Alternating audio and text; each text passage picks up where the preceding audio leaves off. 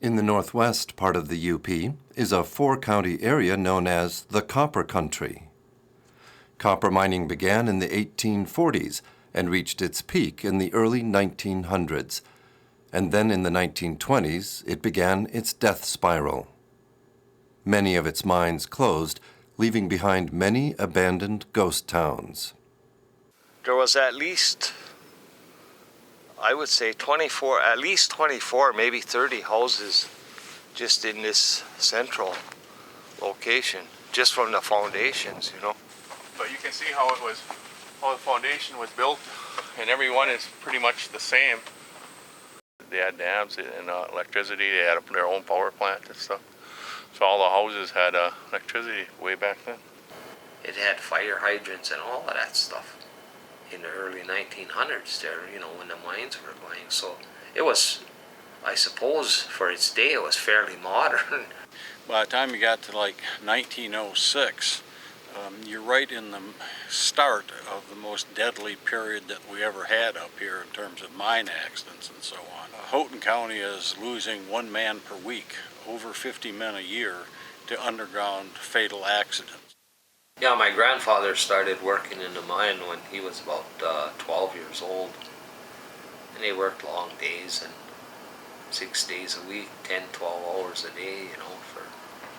So that had to be extremely hard. And then he got hurt down there. He got crippled up from that too, you know. These companies come in, they rape the land, and they take the goodies, and they're gone. They leave nothing behind. They left a bunch of open mine holes here, a bunch of broken down homes, buildings. No, they didn't look for the future of the town. When they left, said goodbye. We made our money, we're out of here. The school was built over 100 years ago to serve families of immigrant miners. For 5 generations, it served up to 12 grades plus kindergarten.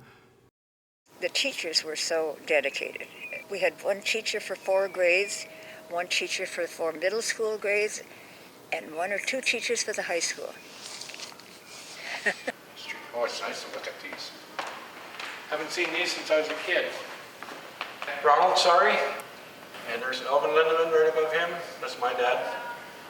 And old Jocks. He was the superintendent at the time. You can see it today. It doesn't even know it exists anymore. And all the family life that went on in there. Oh, gosh. Yeah, we'd sit in that kitchen and every once in a while we'd get a pickle to share or a bite of something that they were baking. And the smell of baking bread. Oh, come up here and you could smell the most wonderful fragrances. When I was a kid, you'd see a lot of the houses along the road and the different garages. Now I tell my daughter there was a house there and a house there, and now it's just trees.